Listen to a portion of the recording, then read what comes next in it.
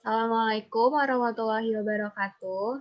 Kami dari kelompok 2 MPPA mata kuliah pengantar pendidikan akan mempresentasikan tentang pendidikan seumur hidup. Dan PowerPoint ini disusun oleh Alia Clarissa, Almahadia Selene, Giovanni Asyari, Yoke Hana, Bilkis Mustika, dan Hiban Kiantaki. Jadi pertama-tama kita akan memulai dengan pengertian pendidikan. Pendidikan merupakan proses panjang yang berlangsung secara terus-menerus, tidak terbatas pada tempat dan waktu, dalam rangka mengantarkan manusia untuk menjadi seorang yang memiliki kekuatan spiritual dan intelektual, sehingga dapat meningkatkan kualitas hidupnya. Selain itu, pendidikan juga termasuk sebagai proses pelatihan dan pengembangan pengetahuan, keterampilan, dan karakter manusia. Jadi tujuan pendidikan nasional menurut USPN nomor 20 tahun 2003 pasal 3, yang pertama adalah pendidikan bertujuan mengembangkan potensi peserta didik agar menjadi manusia yang beriman, bertakwa, kepada Tuhan Yang Maha Esa, berakhlak mulia, sehat berilmu, cakap kreatif, mandiri, dan menjadi warga negara yang demokratis dan bertanggung jawab kemasyarakatan dan kebangsaan. Yang kedua, tujuan institusional, yaitu tujuan yang hendak dicapai oleh suatu satuan pendidikan tertentu. Dan ketiga, tujuan kurikulum, yaitu tujuan yang hendak dicapai oleh suatu bidang yang disusun berdasarkan tujuan institusional. Keempat, tujuan instruksional, yaitu tujuan yang hendak dicapai setelah selesai diselenggarakan suatu proses pembelajaran disusun berdasarkan tujuan kurikulum, sesuai pokok bahasan dan subpokok bahasan yang dituangkan dalam alokasi waktu tertentu. Pendidikan seumur hidup disebut dengan lifelong education, adalah pendidikan yang menekankan bahwa proses pendidikan berlangsung terus-menerus sejak seorang dilahirkan hingga meninggal dunia, baik dilaksanakan di jalur pendidikan formal, non-formal, maupun informal. Pendidikan seumur hidup dari beberapa aspek atau tinjauan. Yang pertama ada tinjauan ideologis, yaitu pendidikan seumur hidup akan memungkinkan seseorang mengembangkan potensinya dengan terus-menerus sepanjang hidupnya, agar mampu beradaptasi dengan masyarakat. Lalu ada tinjauan ekonomis, yaitu pendidikan seumur hidup adalah cara paling efektif untuk keluar dari kebodohan yang menyebabkan kemelaratan. Lalu yang ketiga ada tinjauan sosiologis. Pendidikan seumur hidup merupakan solusi bagi anak-anak yang kurang mendapatkan pendidikan formal atau tidak bersekolah sama sekali. Lalu yang keempat ada tinjauan politis, yaitu negara menghendaki seluruh rakyat menjadi petangnya hak milik pribadi dan memahami fungsi pemerintah.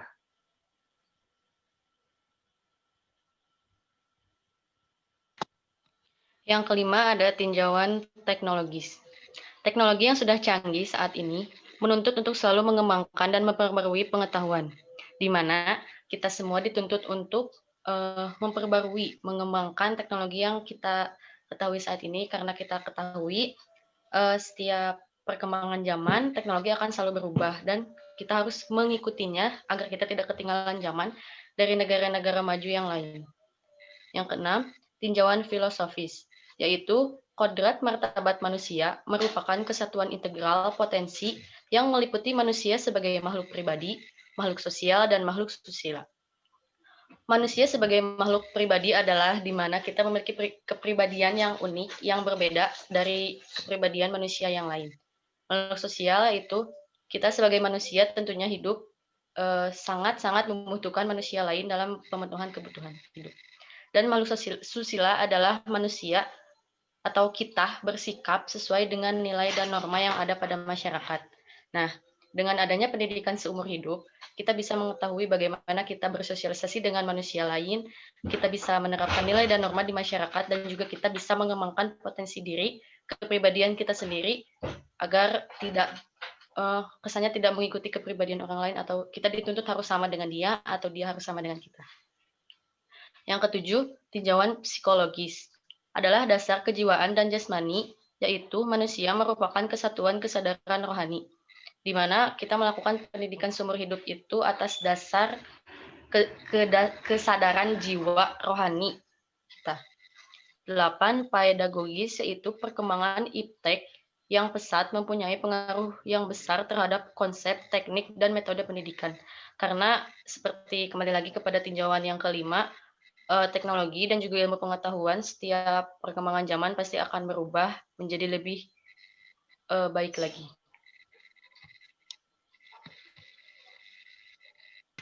Lalu ada konsep-konsep pendidikan seumur hidup. Yang pertama ada konsep pendidikan seumur hidup itu sendiri. Sebagaimana suatu konsep, maka pendidikan seumur hidup diartikan sebagai tujuan atau ide formal untuk pengorganisasian dan penstrukturan pengalaman-pengalaman. Hal ini berarti pendidikan meliputi berbagai usia-usia mulai dari anak usia dini sampai lansia. Yang kedua ada konsep belajar seumur hidup.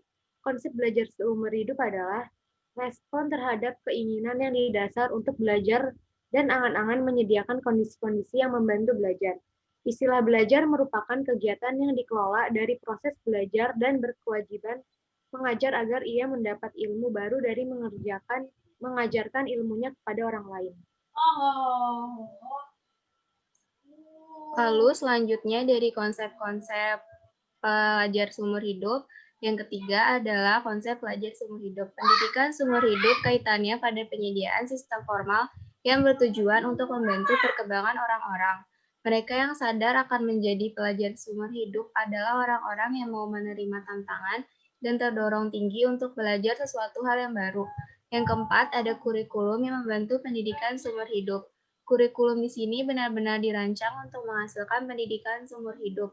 Menjadi pelajar seumur hidup dan belajar seumur hidup adalah hasil dari yang diharapkan, dan kurikulum adalah jalan yang dilalui untuk mencapai tujuan. Dasar pendidikan seumur hidup merupakan proses pendidikan yang berlangsung selama manusia itu masih hidup dan berkembang. Baik, dan poin terakhir ada arah dan alasan dari pendidikan seumur hidup, yaitu terbagi menjadi dua. Yang pertama ada kepada orang dewasa, yaitu sebagai generasi penerus, kaum muda atau dewasa membutuhkan pendidikan seumur hidup dalam rangka pemenuhan yaitu self-interest yang merupakan tuntutan hidup sepanjang masa. Dan yang kedua ada kepada anak-anak, yaitu anak adalah tempat awal bagi orang dewasa.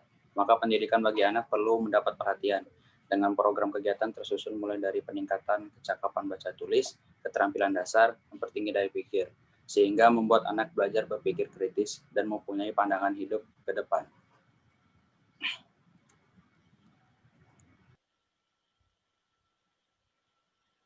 Sekian presentasi dari kami. Lebih kurangnya mohon maaf. Wassalamualaikum warahmatullahi wabarakatuh.